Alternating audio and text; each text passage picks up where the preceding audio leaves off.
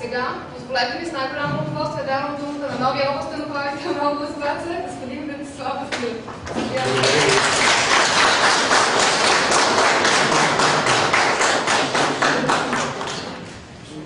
Уважаема госпожо Теохилова, уважаеми господин Литов, колеги, скъпи журналисти и гости, това, което го чухме преди малко, е един малък отчет от 4-годишната дейност на областна администрация Враца.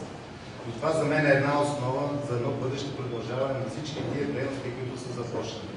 Защото преди всичко аз искам да надграждам, да настройвам и да развивам всичко това, което е постигнато.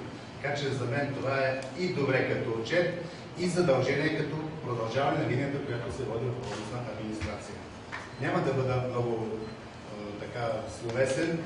Ще искам да говоря преди всичко с работа, с това, което ще свършим заедно с колегите в областна администрация. Но искам да благодаря преди всичко за това, което се е свършило през 4 години в област Враца за населението на областта. И аз желая ние да продължим линията и да строим значително това, което е достигнато, за да може този нашия регион, така наречената Северозападна България, да излезем от това положение. Чрез различни мерки. Като пред всичко трябва да се помисли за безработицата и различни други сфери на нашата икономика. Мисля, че за бъдеще ще работим заедно и съвместно и всичко това, което се случва в областна администрация, ще бъде веднага предоставено на вас, журналистите, за да бъде отразено и да стигне до всички хора на нашата област. Защото това, което се прави, трябва да се знае от хората и тогава пак нещо не е така, както ние мислим, че трябва да бъде, вие и хората да бъдат коректив. Благодаря ви.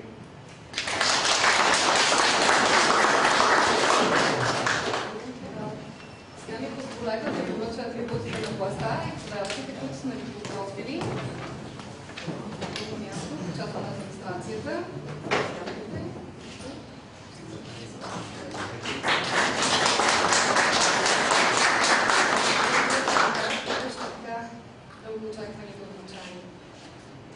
Значи тази химикалка ще бъде използвана за подписане само на договори за цяла област Враца. Не за други неща. Ще символизира един пясъчен часовник, който да напомня, че времето тече и всичко важно е въпрос на време и на правилни решения. Благодаря. Колко ми е кратко времето, за да се свърши всичко, което трябва. Никой не дава бонус време. Просто няма време. Лично го върна да видите колко бързо върви времето. Добре, благодаря на всички, че уважихте церемонията ни по встъпване в длъжност на новия областен управител. Ще ви поканя с чаша пенливо вино да изпратим стария мандат, да посрещнем новия, за да има успехи, бързо новият екип да може да се похвали с нови успехи. Благодаря още един път.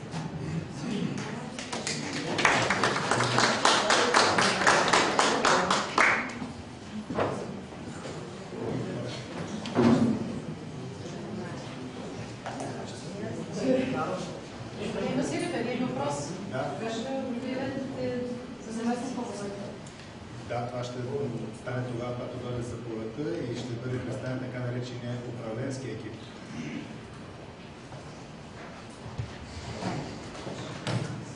Въпрос е на малко време.